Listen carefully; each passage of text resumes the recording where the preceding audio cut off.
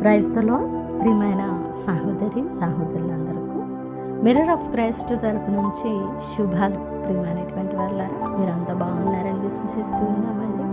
ప్రతిరోజు డైలీ వాగ్దానం మీకు ఎంతో ధైర్యాన్ని, బలాన్ని, ఆత్మీయ జీవితంలో మరి ఎదుగుదలను అనుగ్రహిస్తూ ఉన్నదని దేవుడు మాట్లాడే మాటలను బట్టి మీరు కట్టబడుతూ ఉన్నారని విశ్వసిస్తూ ఉన్నాము. మరి పరిచర్య ఎంతో భారంతో కొనసాగుతూ ఉన్నదండి. టీవీ లైవ్ ప్రోగ్రామ్ చేస్తున్నాం, ఎన్నో వేల రూపాయలు వెచ్చిస్తున్నాం. మరి ఎన్నో సంవత్సరాలుగా ద మిర్రర్ ఆఫ్ క్రైస్ట్ పరిచర్య ద్వారా ఆశీర్వదించబడిన వారు మీరేనా? అయితే మీరు మీ వంతుగా సహకరించండి. దేవుడు ఇక్కడ మిమ్మల్ని నిలబెట్టారంటే ఈ పరిచర్యకు సహకారులుగా ఉండాలని దేవుడు కోరుకుంటున్నారు. ఈ పరిచర్యలో మీరు విత్తితే తప్పకుండా ఫలిస్తారండి. ఎందుకంటే ఎటువంటి సపోర్టు లేకుండా కేవలము దేవుని మీద ఆధారపడి పని చేస్తున్నటువంటి పరిచర్య అండి. నమ్మండి, విశ్వసించండి, సహకరించండి. ఆ ఫలాన్ని మీరు అనుభవిస్తారు. తిరిగి మరల విత్తడానికి ముందుకొస్తారు.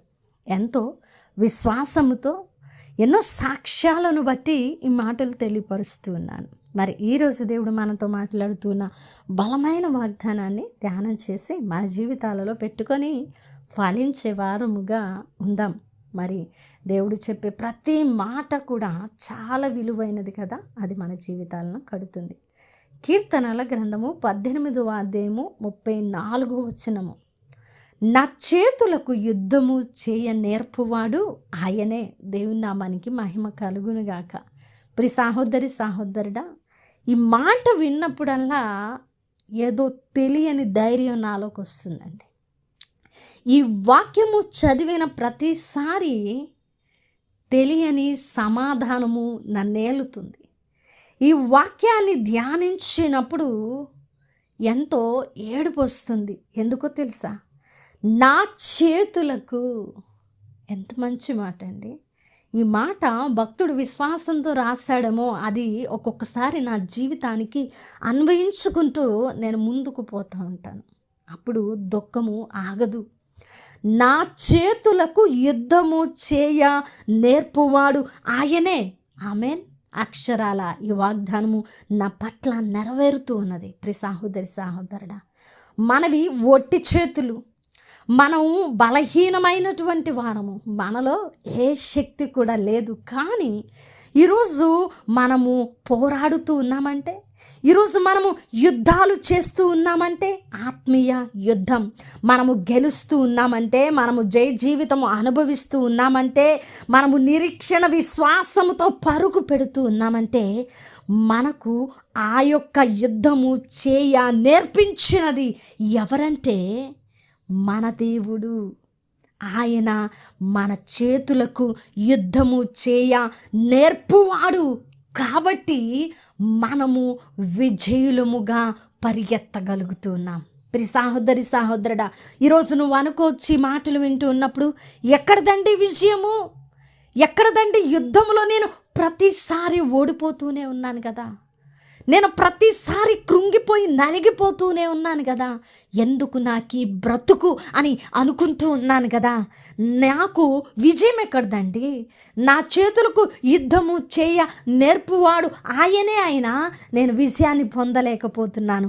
ఏం మాట్లాడుతూ ఉన్నారండి మీరు అని ఒకవేళ నీ హృదయంలో ఈ మాట, ఈ తలంపు పుడితే దేవుడు నీతోనే మాట్లాడుతూ ఉన్నారు.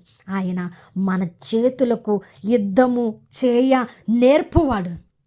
అయితే ప్రియ సహోదరుడా, ఈ యుద్ధ రంగంలో, ఈ ఆత్మీయ యుద్ధ రంగంలో ప్రతిసారి విజయము రాకపోవచ్చు, ప్రతిసారి గెలవకపోవచ్చు. కానీ మనము ఓడిపోయిన ప్రతిసారి గెలిపించబడడానికి దేవుని చేత యుద్ధము నేర్చుకునేటువంటి వారము. ఆయన నేర్పిన పోరాటము ద్వారా విజయాన్ని పొందుకుంటావు. వినవాక్యము ఫలింపు కొరకు పరిశుద్ధుడా, ప్రేమ కలిగిన తండ్రి, అద్భుతమైన వాక్కులు, బలమైన మాటలు అయ్యా. భక్తుడు విశ్వసించాడు ఇదే మాట. ఈరోజు నేను విశ్వసిస్తున్నానయ్యా, నా చేతులకు యుద్ధము నేర్పువాడవు నీవే అని ఎవరైతే నమ్మారో వారికి పోరాటంలో విజయం పొందే గొప్ప పాఠమును మీరు నేర్పించి వారిని విజయులుగా నిలబెట్టి మీ నామాన్ని మహింపరచుకోమని ప్రార్థిస్తున్నాను. ఈ పరిచర్యకు సహకరించే కుటుంబాలను దీవించమని ప్రార్థిస్తూ ఈ ప్రార్థన నజరుడనే యేసుక్రీస్తు నామమున సమర్పించి అడిగి వేడుకుంటున్నాము తండ్రి. ఆమేన్. ప్రియమైన దేవుని బిడ్డలారా, విన్నారు కదా వాక్యాన్ని, షేర్ చేయండి. మరి పరిచర్యలో సహకారులుగా ఉండాలంటే సంప్రదించండి. ఒక్క ప్రోగ్రాం స్పాన్సర్ చేయడానికి ముందుకు రండి. ఎన్నో వేల రూపాయలు తిని తాగి మన కొరకు వెచ్చించుకొని మన బ్రతుకులు కొనసాగిస్తున్నాం. దేవుడి కొరకు ఒక చిన్న పని చేయలేమా? ఒక నిర్ణయం తీసుకొని ముందుకు రండి. దేవుడు మిమ్మల్ని దీవించును గాక. ఆమేన్.